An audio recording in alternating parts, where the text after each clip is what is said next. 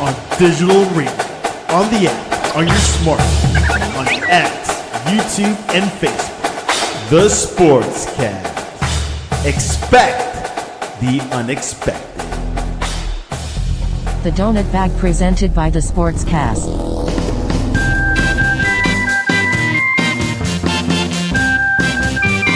The Donut Bag, hosted by Joey Bag of Donuts. And here's your host, Joey Bag of Donuts.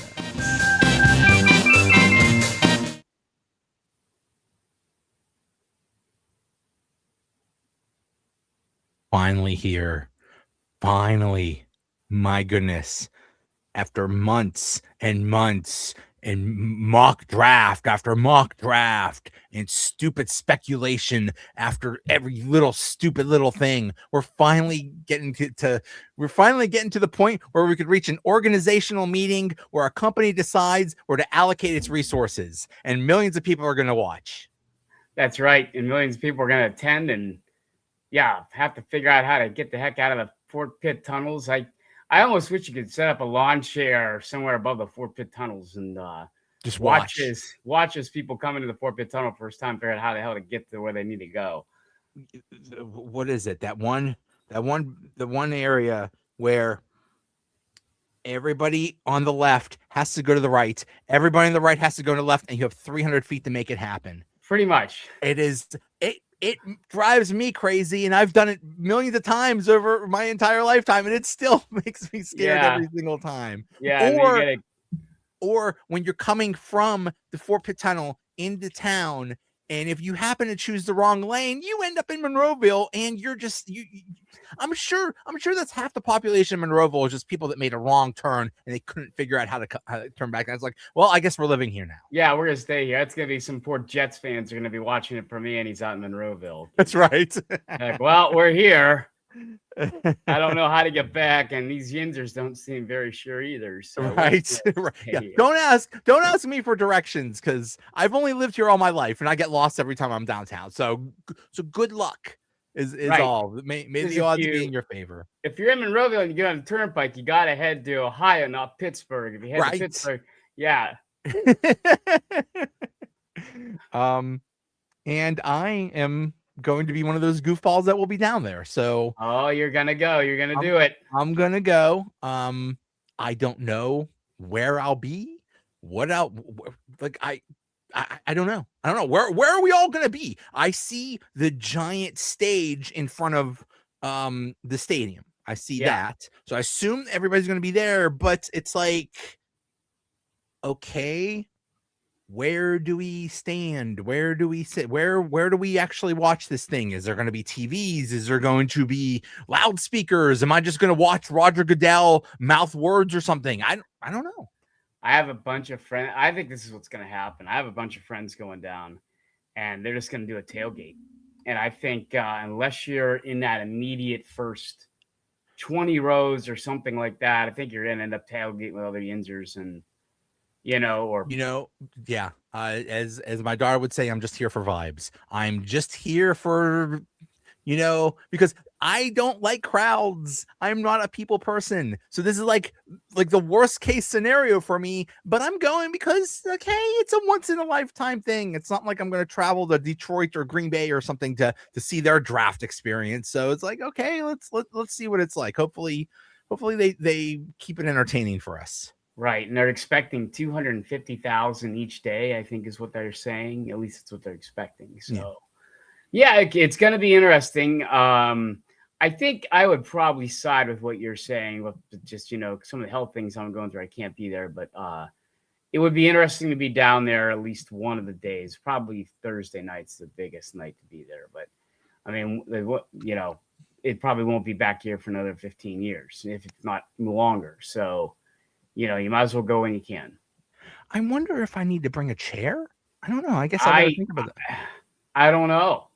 I don't know. They have not done a very good job of telling you like what you can bring, what's outlawed, stuff like that. Like when we have like 4th of July, KDKA and WTA, and they all telling you, okay, you can take this kind of cooler, this size, this down to the point or whatever. They haven't said like jack squat about what you can take and what you can't take. Right. Down there. So yeah, they have those like little carry-on sling bag chairs now. If I were going down, that's probably what I would take. Yeah. Something that I could just flip out and Yeah. you know. Yeah. And then, like, I think the weather is supposed to be okay, but currently it's 41 freaking degrees. So I'm hoping not to freeze for 12 hours or whatever long I have to be down there. So Yeah, we'll see. We'll see. It's going to be. I did like that the city decided to, as we say, red up. We did all. It's like when you have people coming over to your house, like, oh my God, I got to clean up and everything. It's like, I didn't even realize this room could look like this. Yeah, right. It's nice. Looks nice redded up like that. City looks nice. Yeah. Put a little Sean on Mr. Rogers and Art and yeah. And what do you say after you clean? It's like, okay, don't mess it up. Okay, Yeah. Pittsburgh, don't mess it up. It's like, are we going to get to keep this stuff afterwards? I don't know. We just read it up. And if by my math's correct, Joe, if they stay at 21, the Steelers, that pick's probably not happening between 10 and 10:30 at night. Right. So that's right. That's a lot. And I have a feeling we might have to stay till the end. I'll get to that in a second. But anyway, let's talk about the first topic. Aaron Rodgers still has not signed. We keep hearing reports of he doesn't know. He hasn't told the Steelers. The Steelers don't know. They would expect something by now. Blah, blah, blah. This is God. I can't wait till we have a real quarterback and we don't have to deal with this crap anymore. We're gonna look back like 10 years from now. We're gonna look back at the mid 2020s and say, you remember that time we had Russell Wilson and Mitch Trubisky and Aaron, old man Aaron, President Rodgers, and you remember that stuff? Like hopefully it'll just be a bad dream. But now we got to put up with this stuff. What do you think is going on? I just think at this point, I told you the other day we were texting back and forth. I guess I'm somewhat shocked, but I'm not. I think when they brought in Mike McCarthy, I think if he was going to sign right away, he may have done it then. So to keep this a G-rated program, he's got the Steelers by the jockstrap, and he doesn't have to sign. He's not obligated to sign. He can sign whatever he wants. I think he'd be doing due diligence if he was told him by now. And Mark Cavalli said on the X today, "Oh, you're crazy if you don't think the Steelers already know. They don't know." Maybe he's right. Maybe he's wrong. But why not just tell us what the decision is?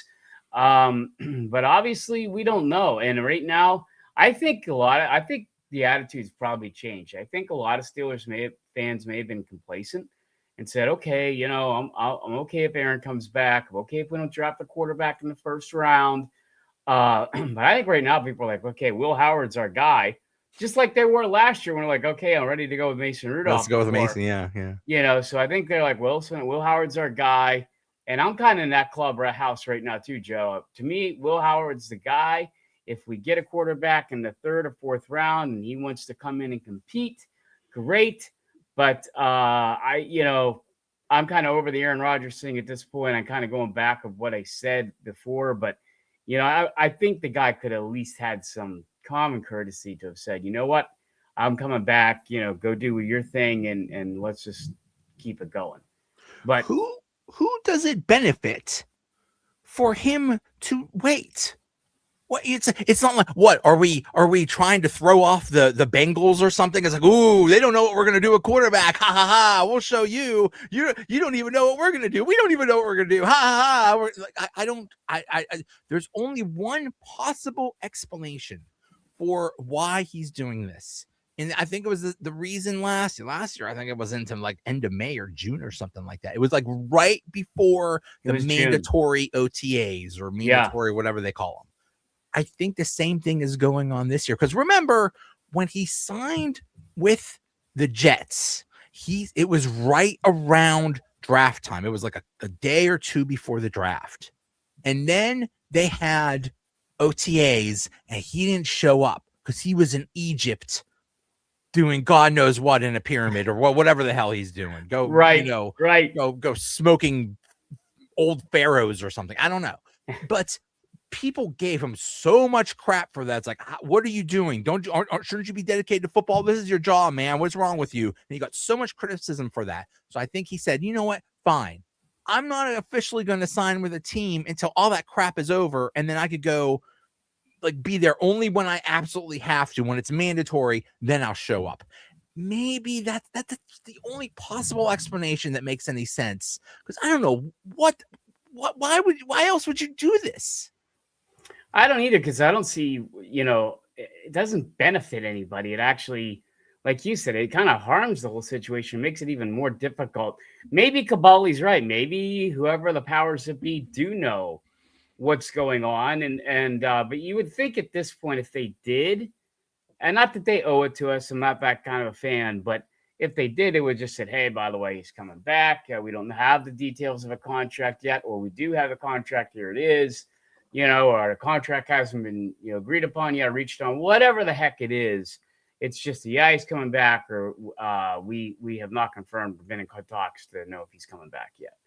But here we are. And again, I think the only saving grace, Joe, is, again, it's not a quarterback-rich draft. So there's not like 4 or 5 guys right there where the Steelers could move up to get, or the Steelers could trade to be their franchise quarterback. I don't think that's there. I think the Steelers are going to concentrate their efforts elsewhere anyway on Thursday, and of course the preceding, or the Friday and Saturday. But still, it's just, come on, man, just tell us what's going on and figure it out and let the Steelers know. And because I put it more on Rodgers than I put it on the Steelers. Right. Here's another theory. For someone that hates attention, and when he said, oh, when I retire, you'll never see me again, I'm going to go Kaiser Sose or whatever. For someone that hates attention, he sure likes to attract the attention. And maybe he's just doing this because, hey, what have we been talking about for the past 3 months? Hey, what's going on with Aaron Rodgers? What are the insiders talking about for the last 3 months? What's going on with Aaron Rodgers? Like, it keeps his name out there. Yeah, I don't buy that for a minute, Joe. He's always on McAfee. Right. It's like he always wants to be the star of the show. And even when he's quarterback, it seems like he'll tell, no, keep these guys off the field. We're going for it on 4th down. I'm making that call. Right. I mean, like, give me a break. Like, you're not going to just drift off into we'll never see you for 2 or 5 years. Give me a break. Right. This was the host of Jeopardy for a while. Come on. Like, don't give me this. Yeah. Right. So, like the whole thing with the wife. There's people trying to get pictures of my wife. Well, did it just here's me and my wife there. Yeah, now you're done. now right. The mystery's over. Like it's right. That's it was like Pat McAfee saying, well, I'm not going back to wrestling. And then what's he do? Right. He's center stage last night, and then he came right out again today. That was my last thing. Yeah, right. He'll probably be back tonight or something. Yeah. Yeah, right. Exactly. Yeah. Exactly. I think a lot of people were wishing he would stay away forever. I don't know, that whole thing did not go well. I just feel like I do feel we're fortunate because I think there's other concerns they want to address. I think they're smart, and they realize, hey, if we're going to grab another quarterback, which they do need to grab a quarterback, they need to either bring one in through free agency with what's ever left, or they need to go and draft one in the middle rounds. But at least it's not the first round. No, this is not.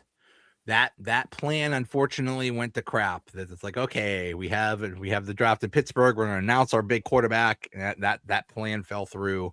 So we'll see about that. But yeah, so then it's the draft where, so it's in theory, it's the draft before the big draft of next year when we draft our big quarterback and we all live happily ever after. So in that case, we got to continue to build a team. Okay. Right. So what do you think they'll do in the first round? Boy, that's a great question. There's a lot of options out there. I think they might go guard. I really do. I think they're going to go guard, or I think that they are either going to go wide receiver. And I really think they really, really like the guard out of Penn State. And that's going to be funny if they draft him, because it's going to take media and Yinzers about a half a year, if not longer, to get his name right. His last name's Yoani, so it's not too bad. Yoani. But it's spelled like Ione or something like that, right? It is. There's an L there, and it's Yoani. His first name is Olaivan Veg. So it's like, let's just call him Ani Yoani, and I think I heard Venga. Yeah, Venga is the last round. It's Olaive Venga. We're screwed. You know who should announce the pick? Chris Fuamatu Ma'afala. That's who should announce if that guy gets. Could you imagine if Myron was still alive? Good God. He'd stick with the Vay or the Venga. Yeah. Oh my that's God. what he'd be. They keep playing the clip of the guy's the last name was Fakir or something like that. And Meyer just could not. He just kept, it sounded like he kept just dropping F bombs. Like, he just could not figure it out. So, right. But okay. Well, I mean, obviously Penn State very well. If they did get that guy in the first round, I mean, I've heard him compared to like, it would be like the equivalent of them getting Alan Faneca. Like, they did not think that Alan Faneca would fall to them. It's like, okay, we usually don't draft a guard in the first round, but we're going to have this guy for the next 10 years because he's going to be an all-pro and he's going to be awesome. It sounds like the same thing with this guy. He's an absolute bulldozer. There, if you YouTube him and you want to see him, the first highlight you might see, I believe it was they had won. I think it was after the Michigan State game. And this Michigan State field attendant was having a hard time pushing this equipment thing. Well, he jumps down off the rail and just starts pushing it himself. I think I've seen that, yeah. Yeah, and then there's this one where they're playing UCLA, and he just destroys this guy. I mean, absolutely manhandles this edge rusher who's big. And just throws him to the ground and then hits him again, and all good hits. So I mean, he's a hard guy to pass up on, and that's I guess a little bit where Aaron Rodgers plays into it, Joe, because whether you're bringing him in or you're bringing in Will Rogers, if you're bringing in Will Howard, you want to protect him. So I think that's the way they go. But then they could go wide receiver. I keep hearing for some reason, and I mean, who am I? I don't agree with it, but they like that Makai Lemon out of USC. Mm-hmm. I'm not as big of a fan of his because I don't think he's as impressive as an athlete, and he's 5'11". I'd much rather them get Denzel Boston from Washington. He's just an ideal outside receiver at 6'4", and I think that's the way they want to go. I know they loaded up on 2 receivers with getting Michael Pittman Jr., but it's time I really want to see the Steelers go offense. They did a decent job free agency-wise defense, but now, Joe, it's time to go offense. Well, they might have to go offensive line, but maybe not guard, because we're getting news that Broderick Jones suffered some kind of setback in his neck injury, and the way they're talking, it sounds like career threatening kind of stuff. You don't mess with the neck. No, you don't. Not in that position. Yeah. So they might, and now as crazy as it sounds, they drafted him a few years ago. Then they drafted Fautano. Now we're going again with another tackle. What are we doing? Just drafting offensive tackles every year? But it kind of sounds like they might need to, because even if Jones is healthy, I don't know if he's done enough to earn a second contract. So it sounds like if he has to have, I guess, the procedure that they think he may have to have, or the recovery time, just like you and I were kind of talking about some of my stuff earlier before we went on air. is he probably would miss most of camp, and it's just that was the problem, I think, with him from the beginning, Joe, is he missed so much of camp, and he's a young guy. Well, guess what? I know you may have played, you barely played a year in college. You had 1 year of college at Georgia, and guess what? You're the kind of guy, Broderick Jones, that needs a professional Steelers training camp, and you benefit from that. And when you don't get to do it or don't do it, that hurts you bad. And that, I think, the Steelers got to think about that. But then again, I will say, if there's something that keeps me less nervous, Joe, is that they have 12 picks, and they can easily get a decent offensive tackle in the middle rounds with one of those picks. So I'm not ready to say, oh no, but it's like you said, with that kind of injury, Joe, you can't have a 300-pound defensive lineman slamming into you for the rest of your 9 years. Right. And I've heard, just yeah. And then there's another tackle. I forget which one it is. I think he's from Alabama or something like that. It's basically Broderick Jones 2.0. It's like, well, he didn't play a lot, but he has a lot of good traits and stuff. It's like, really, we're doing this again? Here's a crazy idea. Why don't you draft an offensive tackle that actually had some experience so we know what we're getting? Like Fautanu. Fautanu worked out fine. Right. That's Kevin Proctor. You're thinking of Kevin Proctor. Yeah. Okay, he's and again, it's kind of like he's one of these guys he's so huge. He's got a huge wingspan. He's quick off the line. He's got everything you want it to be. But again, like you're right. I think now a guy like Ioane, what makes him attractive out of Penn State, I'm not saying it because I went there and I'm a Penn Stater, is he decided to stay his senior year. I mean, hey, he's got 4 good years in. I would much rather go for that guy. I mean, hell, half of these quarterbacks are sticking for 7 years. Why don't you find a guard or a tackle that decides they want to stay for an extra couple years? Why go for these guys who've only been there for a year and, learn from your mistakes, for God's sakes? Because I think it's safe to say, and I wish him well. And if it's career ending, I feel bad for the guy. I'm sorry for him in a way. But Broderick Jones has been, to this point, a disappointment. I was going to say, at this point, I mean, if it doesn't work out, you basically have to consider that a bust. And another first-round bust, which we're all too familiar with because most of the first-round picks we've had for like the last 15 years have been busts. Oh, yeah. Well, didn't we text back and forth sometime a couple of weeks ago where I don't think there's anybody left from the 22 draft. Right. There's nobody left. Yep. They're all gone. And I think there's only 2 Steelers in the Kevin era that have signed extended contracts. One is Watt. Yeah. And that's the only thing I can't think of who the other one is. But yeah, I mean, my God. Yeah.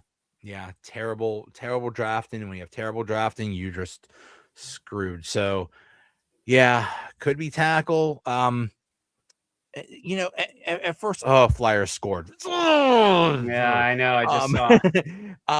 The thing about Denzel Boston that I thought, well, you can't get him because he's too much like DK Metcalf and Pittman.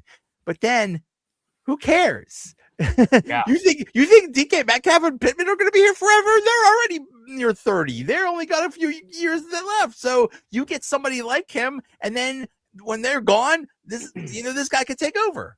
Well, and like you look at what the Packers went through most of the season, they had a heck of a barrage of injuries to their wide receivers, and they had to rely on just about everybody in the tight ends and the grandmothers to fill in at wideout. So, the Steelers could be in the same bucket. So, yeah, go get the wide receiver now. You certainly can't rely on Roman Wilson. Stop waiting for Roman Wilson. Right. I think that ship's pretty much sailed, and, bring in this guy. That's why, again, I'm not trying – not everybody's Antonio Brown, but Lemon, I seen him. He's pretty fun to watch at USC. I got to see him play a couple of times this year.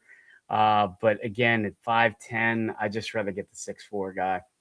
Just my thing. Yeah. Just my thing. I saw the other day where they've been running these little videos where here are the top 5 busts from the 2011 draft or the 2003 draft.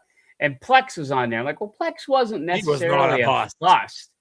And I remember just watching him line up. You remember when Plex lined up? He looked like a Great Dane out there, compared to the other players on the Physically, field. he was tall and so athletic, and Right. he was just awesome. Yeah. And they must forget that it was the David Tyree catch, with the football and the helmet thing against the Patriots, but it was Plex that caught the winning touchdown in that game that put the Giants over the I think Patriots. it was like a fade or something like that. Yeah. In the back of the end zone, and Plex caught the winning touchdown. So, give me that 6'4" height in the NFL, Joe. Yeah. I agree. We'll see. But sorry, go ahead.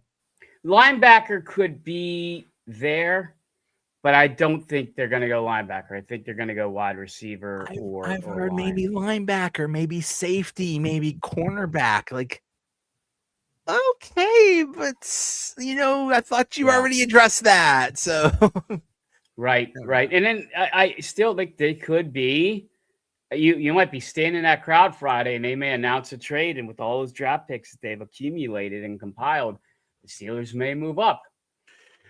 They have the capital to do it. What do they have? 12 picks. They're not going to make 12 picks. You can't. That's just a waste. Right. Like when I do these mock drafts, and like when it comes to like by the time it's like the 4th, 5th round, like I've already addressed all my needs. What else do I need to draft here? So, and I think whoever they like, whoever they really want, whether it's a wide receiver, a tackle, whatever, I don't think they're going to wait, and I don't think they can wait. Okay. And then there's the factor of this thing is in Pittsburgh. The plan was we're going to announce our quarterback and, and everybody's going to live happily ever after. Well, that didn't happen, but imagine like around pick 10, 11, 12 or something, especially I think the Ravens draft 14 or something like that. If we jump ahead of them, because I mean, the Ravens and the Steelers almost draft the same people anyway, but imagine we announce a trade because the Steelers, the Rams have made a trade with the Pittsburgh Steelers. The crowd will go crazy. Yeah, and one of the Ravens' biggest needs is wide receiver. So it might be very interesting if the Steelers really do have something for like Denzel Boston, Amari Cooper Jr. from Indiana. One of those guys like that. If they want to jump up to get him, they might make the move to do it. And but I think that's, and you do have Mike McCarthy at the helm now, Joe. So I mean, he may say, "Oh no, we're going gas pedal. We're going offense. We're, maybe they jump up and try to get a running back. I don't know. I think Jeremiah Love and is probably the only guy really worth drafting, and I think he might go top 5 or you never know, top 10. He could fall. He could fall. Yeah, you're right. But the Steelers definitely have something to give. But here's my theory. I think not only could they trade up, I think they could trade up again to get back into the end of the first round. Oh yeah, I think they could trade like their second round pick and move up and have 2 first round picks. So if I'm standing there and think, oh, they've made their pick, I could go home now. No, I gotta wait till the freaking end for another couple hours to see if they're going to move up into the first round. Yeah, no, that's a distinct possibility. They may have pick 21 and pick 26 or something like that. Yeah. And that could make it very interesting because now what, the Bengals have no picks in the first round, the Giants have 2. Right. I think is what it is, right? So and the Giants have 2 like in the top 10. I think they have like 5 and 10 or something like that. Right. So yeah, what the wheeling and dealing is going to be a lot of fun too, and I think Steelers fans are really kind of hoping for that. Did you see the when they had a little press conference with Omar Khan and Mike McCarthy, and Omar was saying, yeah, this year they changed it from teams, instead of teams having 10 minutes per pick, they only have 8 minutes now. 8. And he was saying, it's like, yeah, that's really hard. That 2 minutes makes a lot. And Ryan McCarthy like, hey, I got 40 seconds to make a play call. I think you could do whatever you need to do in 8 minutes, buddy. It was pretty funny. Right. Well, but it was funny. You and I were talking about fantasy football drafts, and like I guess sometimes, we try to keep a timer. We try to keep a timer on hand on our thing, but you are sitting there like, Oh yeah. and but I think that I think they I think they probably have a pretty good idea of what they want to do. But sitting at 21, you kind of have to sit there and think, okay, watch what happens in front of us. What's going to open up? Who could fall to us? Or like you said, is there a guy that they're like, we really, really want this guy? What is it going to take to move up to get him? Yeah. So that's the two, kind of concepts you have right there. Sit and wait. We're okay at 21. Well, I think there's three. Let's trade up to get our guy, or like you said, let's see if we can trade to get into one of the later rounds, like pick 25 or 28 or something like that. Yeah. Yeah. It's going to be fascinating. And just like the thing about Omar Khan, which I have no idea how he does this, but like his draft history has shown, he basically just sits, for the most part, he basically just sits there and just waits for the draft to come to him, and that would drive me crazy. Like the year they got, what was it, a couple years ago, they got Zach Frazier in the second round. Like that would drive me insane because they desperately needed a center too. And it's like, are you sure he's going to fall to you, man? It's like, I know. I would not have that patience. I know. And that's the thing. Like, is he going to swashbuckle a little bit this year and decide to move up? And of course, then I think they only had 6 picks that year. Now you have twice the amount of picks. Right. So it's like, well, and the thing is too, obviously the Giants and the Bengals were talking about this for a few days. Are they talking right now to somebody? Have they not talked to somebody? Is that something you do? Crap, the Flyers just scored again. Is that something that you do draft night? I've always said I'd love to be a fly on the wall during draft night, just to be in the room, see what's being said, see how they do it, see what they do. What are the phone calls like? What are the conversations like? I would love to see that. Sometimes they do that. Sometimes they have like cameras in the war rooms and stuff, and you hear what's going on, which is fascinating. I mean, yeah. I know you take fantasy football pretty seriously. I take it. This is our little rinky-dink fantasy football teams that we're messing with. These people, these are billion-dollar corporations. Your entire your livelihood and your team depends on what you pick and what trades you make and stuff. So I can't imagine the pressure that's going on there. Right, $1 million contracts and everything else. So I don't know, and I do have a feeling that I think I trust Mike McCarthy to make a good pick if they do decide to go talent, like wide receiver, something like that, running back, whatever. I just feel like he has a better judge of character with that. So we'll have to see if he goes upon that.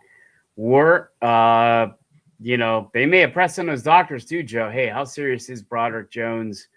What's it looking like? And that may, again, force them to use a pick they may have wanted to trade later. Right. We'll see. It's going to be fascinating, but what's that saying? It's like, don't listen to what people say or whatever. See this, their actions speak louder. So yeah, we'll know. If they draft a tackle, that means Broderick Jones, you're not long for this world, buddy. You're not long for the football world. So yeah. But if they draft a wide receiver first, then maybe he'll be okay.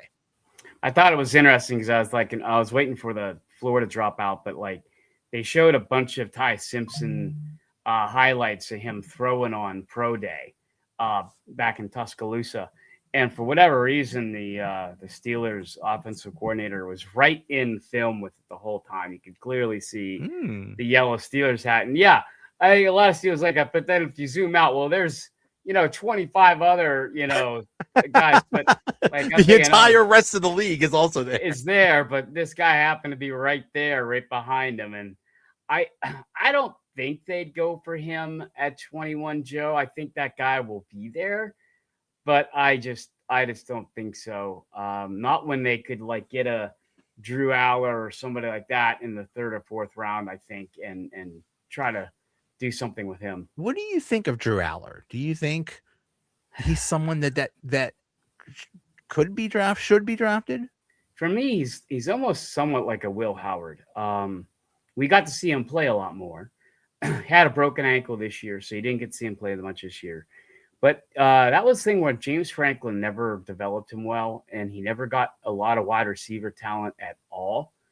It would have been nice. I mean, he had decent numbers for not having much to throw to, and it would be interesting to take a guy like Drew Allen, plug him on a team with Michael Pittman Jr., and some big wide receivers with pro talent, and all of a sudden you might have something. And if he's sitting there in the third or fourth round and you have all the picks the Steelers do and they haven't traded him, well, what the hell?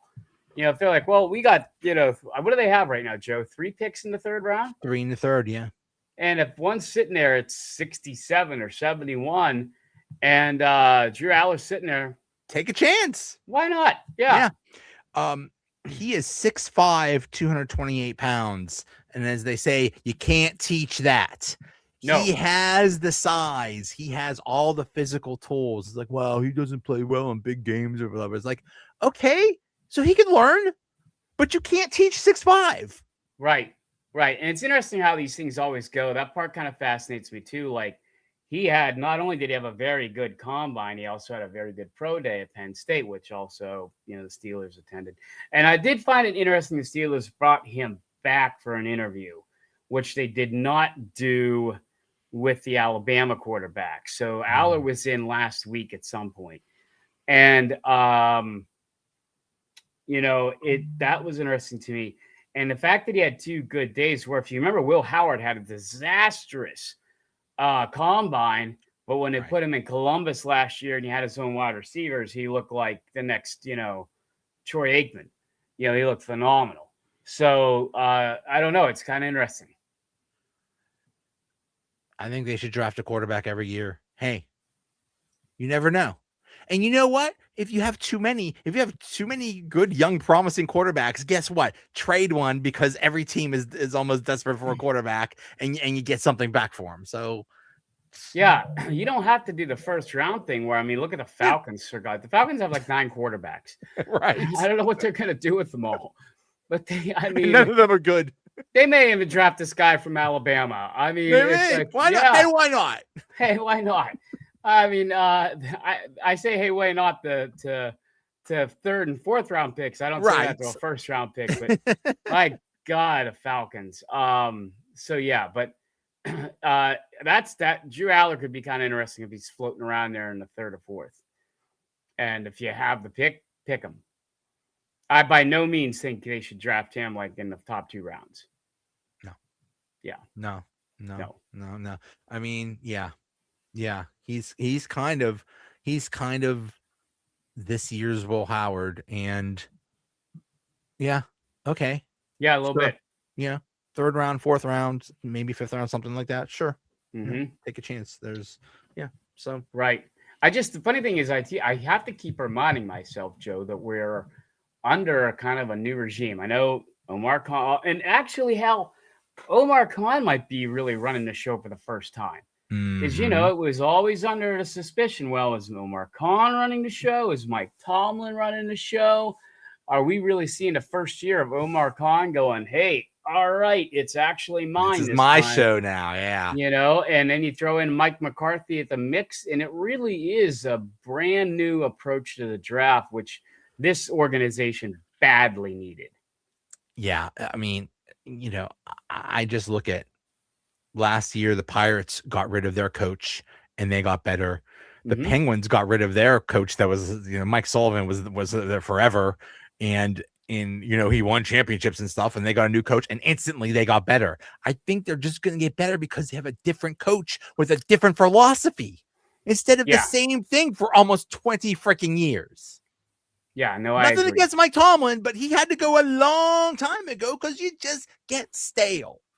Well, and we just got done 10 minutes ago talking about how not good the drafts have been lately. So this is like a whole new refreshing start.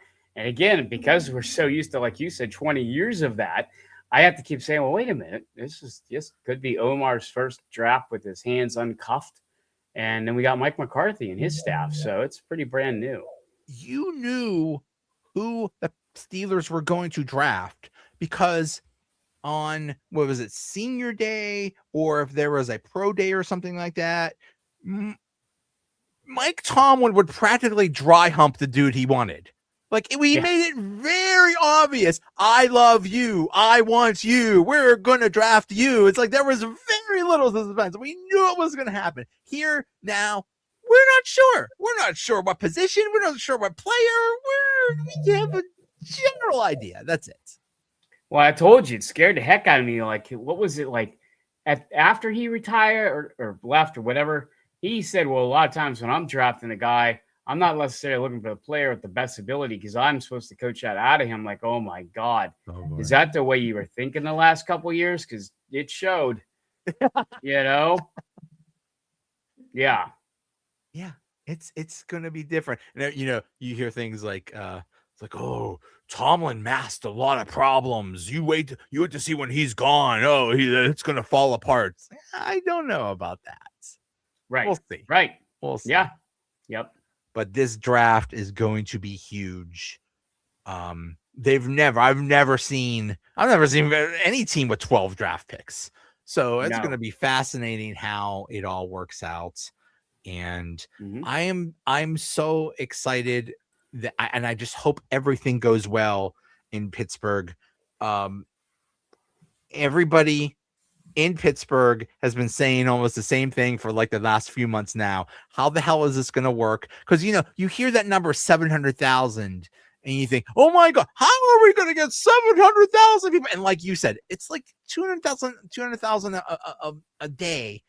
That's like the St. Patrick's Day parade. That's like when the Penguins win the cup and they have a parade, or you know, Picklesburg or something like that. It's like, it's not that bad. No, we can barely handle Picklesburg, or we can handle.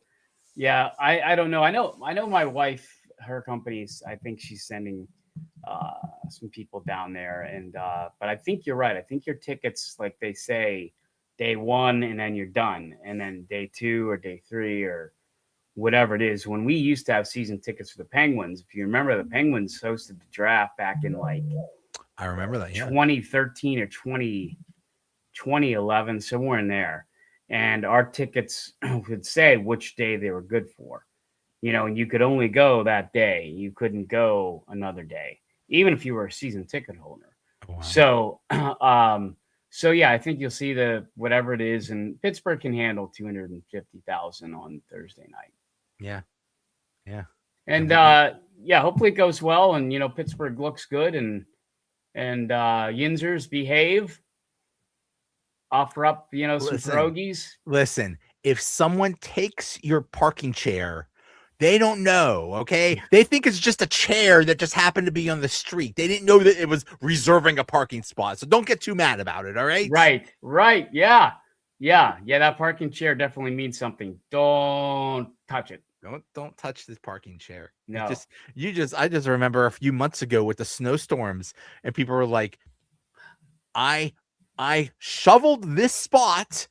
I put a chair there. Therefore, it is my spot. I did the work. And there was lots of fights about that. Like, it is a public street. What are you talking about? It's like, okay, but you put in the work. You shovel 2 feet of snow. You deserve something. Where I've been down there, even for a Pirates game, where like somebody will put the fold-out lawn chairs in a spot, and that means that there waiting for their friend to get there to tailgate with them. Right. And if you try to pull your car in there, you're going to have a bunch of angry Yinzer tailgaters saying, no, whoa. And, you know, that's a best case scenario. Your car is getting keyed, your tires getting slashed, or they might try to fight you. But it is so frustrating when you're driving around looking for a space, like, there's a space. No, there's not, because there's a chair there. Like, really, a chair? But yeah, you have to honor the chair. You have to honor the parking chair. Honor the chair. I just hope somebody uses during the draft, somebody uses the word jag off. I think that needs to be support. That needs to be the chant. And when Roger goes up to announce the Steelers pick, you're a jag off. Yeah, you need to start that way down there, Joe. You're a jag off. Yes, you have to. Perfect. That would be fantastic. That would be fantastic. It is a tradition unlike any other. Anytime That's right. Roger Goodell shows up, people are like, boo. Yes, My yes. So goodness. just throw in the jag off part and you'll be good. You're a jag off. I'm going to practice that. Yes. All That's right, funny. sir. Hey, All right, thanks have so much for fun. coming on. It is great seeing you again. You look Yes. awesome. Thank you. And Thanks for having me. Oh, anytime, man. All right, we'll see All you right, soon. I'll see you. Thanks, Joe. Mhm.